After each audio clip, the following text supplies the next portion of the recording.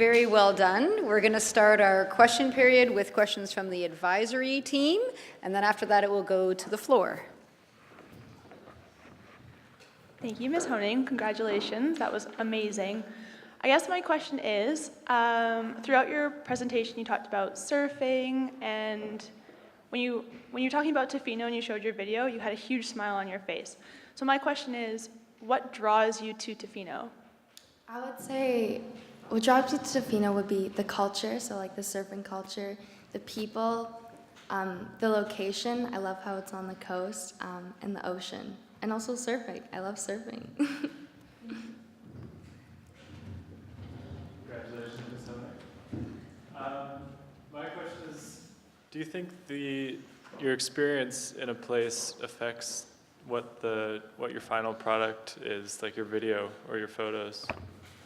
Definitely. I think like a lot of my experiences for instance, Palm Springs, a lot of my experiences there, I really tried to show in my video. So Palm Springs is very hot and it's very bright to me. So like in my photos and videos, I really tried to show like the brightness of it. And in my blog, if you were to read my journal, I also talked a lot about my experiences and what I did in a day. And yeah, so definitely I think it does. Well done, that was really fantastic. Thank you. My question is, you've been experimenting with loads of different writing styles this year in terms of travel writing. Is there one that you liked better than the others? Definitely. I would say the timestamps shown in my Tofino and Palm Springs are definitely my favorite, just because it really shows what I've done in my whole day. So like my Tofino one, I talk about how we woke up at like 6 a.m. and went surfing. And it really just shows what I did through the day. So, yeah. Thank you.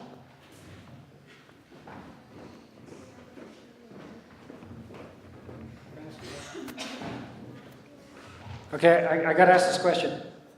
So I didn't know that you were a surfer human being. So like maybe you might be surprised to know this, I'm a surfer dude as well. Whoa. No, I am, really. Yeah. Imagine me on a surfboard. Okay, it's not that pretty. So, but my real question is, this is completely side, has nothing to do with anything, but how big are the waves? Well, actually I talk about this in my journal, but it depends. If you are a beginner or if you are... But for you? For me? Okay, well... Like what kind of waves do you kind of roll on? Right now, I'm riding more green water, so that's before the wave has broken. So that's when, like, it's not broken, so it's still curled. There's normally two sets of waves. So there's white water, where the wave has broken, and that's more for beginners. And intermediate is more green water. So before the wave has broken, it's kind of more the swell. So right now, I'm riding more the swell. So I'm kind of embarrassed to ask this, but... You know, what do they call the wave that's kind of just before green water? Thinking about being maybe a swell. That's kind of like in the curl. I don't know a lot about surfing. So. Oh. I suspect I'm on the first level. Thank you. Ms. Honing, well done. I'd like to ask a question about learning the technology. So you learned a lot about cameras. Who did you learn that from? How did you figure that out? And then you had to learn about posting something to your own website. So can you tell us about the process of that and any sort of stumbling or problem solving you had to do?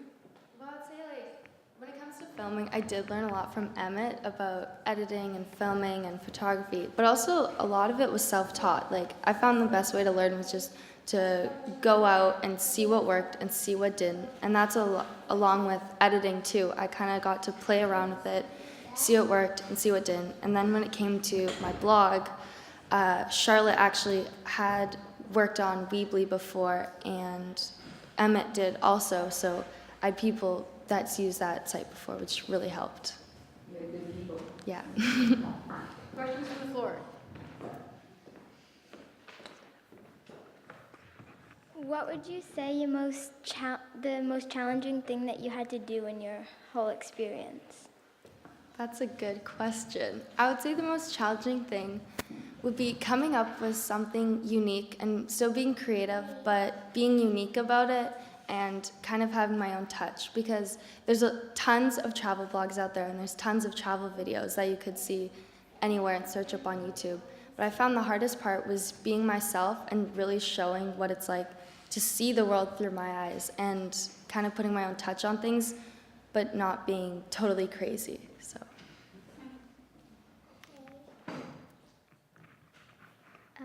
What different styles of writing did you try? I tried timestamps shown in my Tofino Palm Springs journal. I tried a descriptive journal for my Bowen and only one day, so in my Vancouver.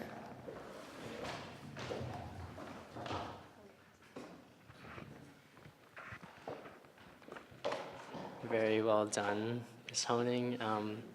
If you were to do this project again and you had the chance to travel outside of maybe North America, or maybe 2 places you'd travel and why? Well, I'm actually backpacking Europe next year, so that's a place I really want to go to.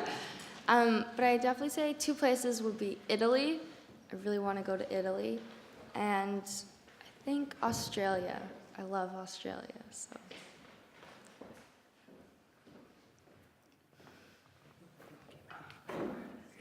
You ask Kate the question. What did you want to ask? What's beautiful and Say it louder. what's beautiful and video piece? Can you play the Bowen Island video, please, is what he's asking. He loves the Bowen Island video. We have time. Okay, yeah, sure. Your request is granted.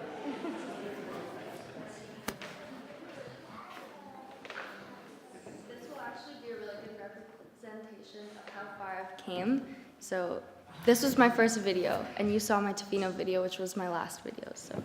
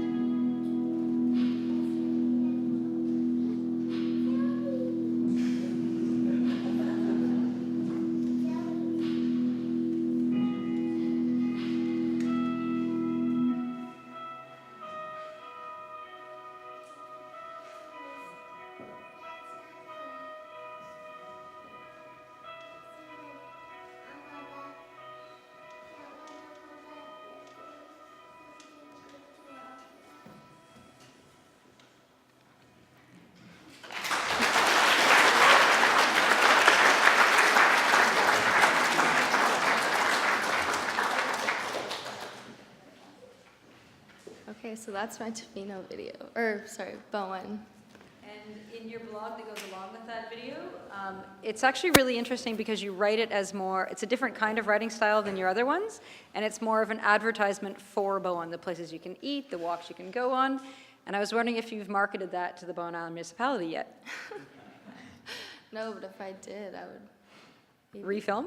Yeah, definitely. Maybe in the summer without the snow. Yeah, maybe.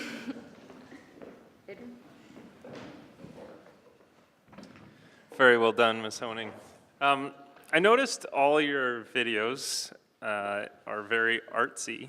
I mean, your shots that look upward or out of focus and then focus in, they go really well with the music. They're almost like, well, music videos. They're beautiful.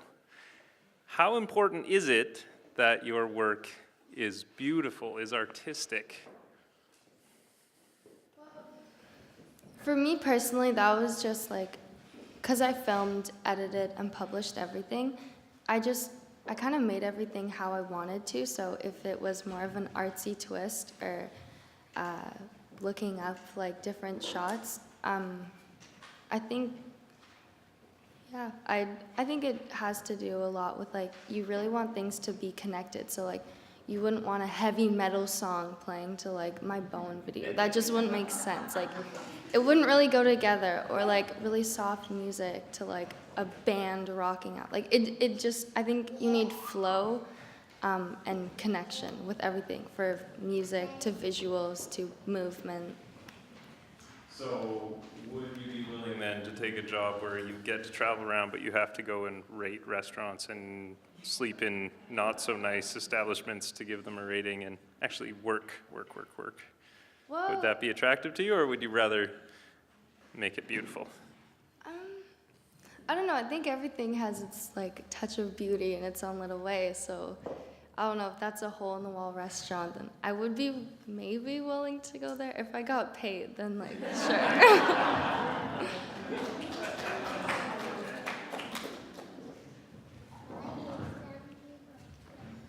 I see you had a blog for Vancouver, but I didn't see a video. Is there one, and are you planning to do one? Or No. I didn't make a video for Vancouver just because I didn't have time. And I did kind of want a variety of not only like videos for each place. Maybe one day. Who knows? Congratulations. Thank you.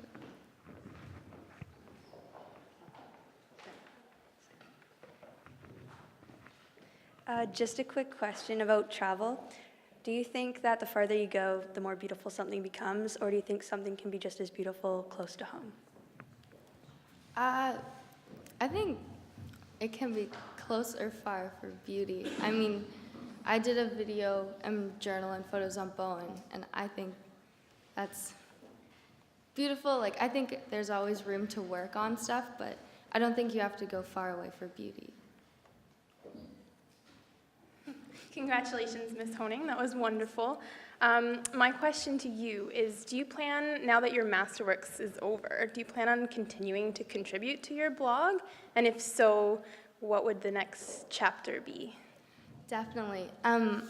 As I said, like, I definitely want to keep my blog going for as long as I can. It's not going to be as continuous as now because I don't have any deadlines, and yeah, I don't have to present again. But like I said, I'm going to be backpacking Europe next year, so I definitely plan to make a video and journal about that and hopefully post it on my blog. Very well done, Ms. Honing. I have a couple of questions. The first being, one thing I've noticed when I travel or going around the world is people tend to be very, very focused on taking pictures and seeing the scenery, the sights, what have you, through a lens, whether it be on a phone screen or through a camera. How do you manage to stay present and not just get caught up in click, click, click, move on to the next place? I found that kind of hard because especially like when you have a deadline for both of the places that I went. When I was in Palm Springs, I had 3 days. I had 3 whole days to make a video and take photos. And to me, like, that is not enough time. But it worked because I made a video out of it. But I think you really do have to have a balance of taking in the scenery. Like if you go on a hike, you need to kind of stop, take in the scenery, look around, kind of be in the moment, and then like if you do want to take a photo, pull out your camera. But I definitely don't think you should be living behind a screen all the time. And secondly, just on a curiosity note, what happens if you were to do a video for Gastown, for example? Some people aren't comfortable being filmed and having their pictures posted on the internet. I'm just wondering if you, or maybe spoke with your advisors about this. How do you navigate that as a travel blogger? Well, we didn't talk about it, but I think most of the time that was like taking videos and photos of people they just didn't know, so cross my fingers they won't see it online. It's interesting, Kate, because you made the conscious decision of being anonymous in your videos. So you thought about it from your perspective. Can you go through that, that decision with us? Well, I did talk about that a little bit, but just in all of my photos and videos, I didn't really want any shots of my face and of myself. Just because I feel as soon as you give a face to your blog and to your photos, then instead of people looking at your work and getting connected with your work, they see your face and think like, oh, is she pretty? Then like, no, or is she pretty? Then yes. Then they look at you instead of your work. So instead of people being focused on what I look like and on me personally, I wanted them to be focused on my work and on what I've created. I really respect that decision. I have a sort of technical question. That was excellent. I really enjoyed that, Ms. Honing. Thank you. My question is, if you're traveling and you're out and about, maybe backpacking, how hard is it to keep posting on a blog? Like, what's involved in editing a video? Can you do all that on your phone? You need special equipment? Well, I would say for everything, if you have a computer that can do everything, if it's editing your photos, editing your videos, and posting onto my blog, it's pretty easy. So if you have a computer that can do all of that, but if you don't, then I think it would be pretty hard. At least for me, I didn't post any of my blogs until I got home from my trips. So luckily, I didn't really have to worry about that. But I do think if you were to become more professional in it and be more dedicated, you would need to really have a good computer or a good thing to help you publish your stuff.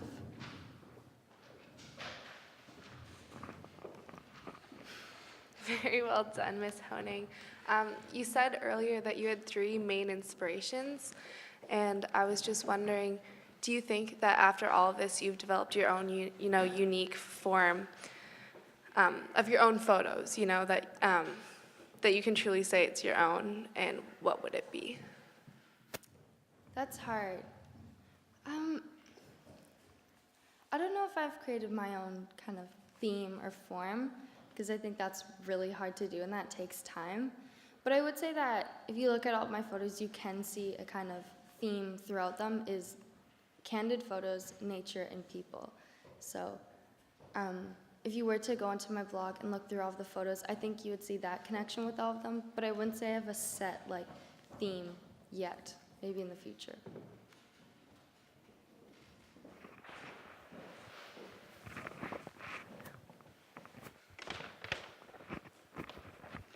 Lovely job, Miss Honing.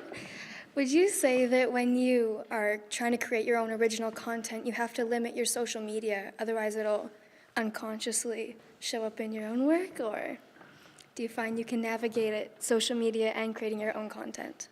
I think it's good to look at both because, at least for me, when I was on social media, that's how I got inspired by other people.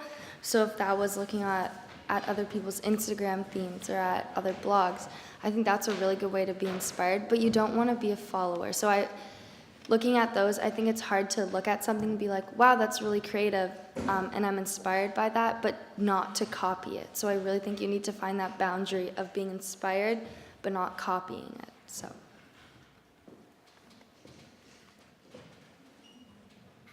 Great job. Did you like taking photos or recording more? I would say I like taking photos more just because it's easier, it's faster, you can just whip out your camera, take a photo, and then be on with it. As in videoing, you do have to like set up everything. If you want to get a good shot, you have to set up your tripod. But also journaling was really fun because it was kind of a way for me to like reflect on my trip. And that was kind of fun too. So. Who is your favorite photographer? Ooh, Emmett. I have a few. I wouldn't say I have a favorite. They're more just all inspirations. But Emmett, I would say one of my cousins, she's a photographer, Tiffany Green. I don't have a favorite though, no. What do you like in photographs? Like, what are you drawn to?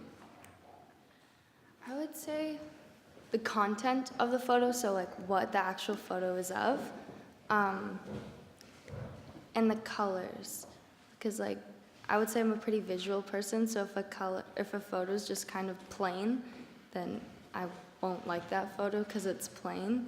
But if there's like colors, or if there's a color scheme and it's really followed, or if things really flow really well, then I really like that.